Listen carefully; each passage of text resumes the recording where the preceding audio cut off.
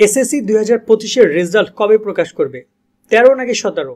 কি বলছে শিক্ষা মন্ত্রণালয়? রেজাল্ট কতটুকু প্রস্তুত? সিকিউ এমসিকিউ মিলিয়ে পাস দেবে কিনা? এবছর রেজাল্ট কি সবচেয়ে বেশি খারাপ করবে? অনেক প্রশ্ন তোমরা সারাদিন আমাদেরকে করো, কিন্তু এইচএসসি 25 নিয়ে কাজ করার কারণে আমি তোমাদেরকে নিয়ে খুব বেশি ভিডিও করার সময় পাই না। তবে পরামর্শ থাকবে তোমরা আমাদের সাথে সাবস্ক্রাইব করে যুক্ত থাকো, কারণ কাল সামনে তোমাদের কলেজ ভর্তি সব ইনফরমেশন তোমরা আমাদের কাছ থেকে পাবা। এই যে তোমাদের বড় ভাইদের তথ্যগুলো দিচ্ছি, তোমাদের এরকমভাবে তথ্যগুলো নিয়মিত দিব, সব কিছু ফ্রিতে। তা আমাদের সাথে তোমরা কানেক্টেড থাকবা আশা করি। কথা বলছিলাম যে তোমাদের পরীক্ষার রেজাল্টটা তোমাদের কবে দিবে, রেজাল্ট কতটুকু প্রস্তুত। তোমাদেরকে জানিয়ে রাখতে চাই, এটা গুড নিউজ যে রেজাল্ট অলরেডি তৈরি। এই সপ্তাহ আজকে আমরা বৃহস্পতিবার কথা বলছি, বাট সামনের সপ্তাহ যেটা রয়েছে সেই সপ্তাহের মধ্যে তোমরা জানতে পারবে তোমাদের রেজাল্ট কবে দিবে। শুরুর দিকে রেজাল্টের তারিখ অ্যানাউন্সমেন্ট করে দেওয়া হচ্ছে। হ্যাঁ, অনেকে বলতে পারবে তাহলে রেজাল্ট দেয় না তারিখ এখনো?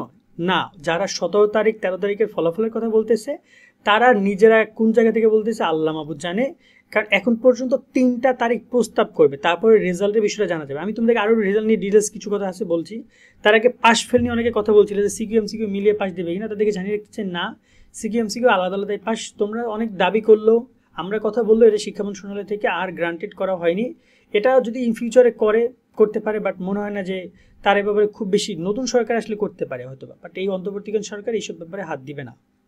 এরপর একটা ব্যাপার হচ্ছে এই যে তোমাদের পাশের আর নাকি কমবে, এই কথাটা অনেকে জায়গায় বলছে, তাদেরকে জানিয়ে রাখতে চাই এখন পর্যন্ত রেজাল্ট তৈরি হয়নি।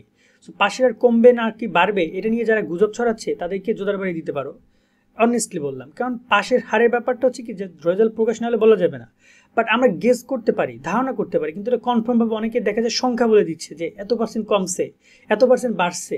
এগুলো ভুল তথ্য, এরকম কোনো কিছুই ঘটেনি, কারণ রেজাল্ট এখনো তৈরিও হয়নি পুরোপুরি।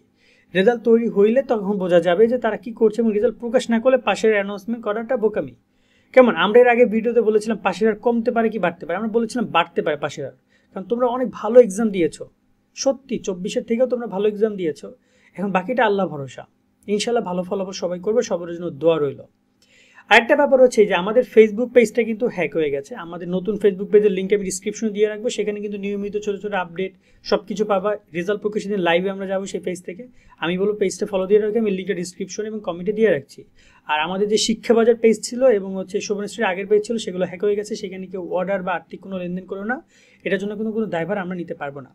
রেজাল্ট প্রকাশ নিয়ে আর লাস্ট একটা কথা বলে রাখতে চাই, আগামী কয়েকদিনের মধ্যে তোমাদের রেজাল্ট অ্যানাউন্সমেন্ট করা হবে, যে রেজাল্ট তারা কবে দিতে চায়। 3টা তারিখ প্রস্তাব করা হবে, সেখান থেকে যে কোনো একটা তারিখ তারা চূড়ান্ত বলে গণ্য করবে এবং সেটা তোমাদেরকে জানাই দিবে।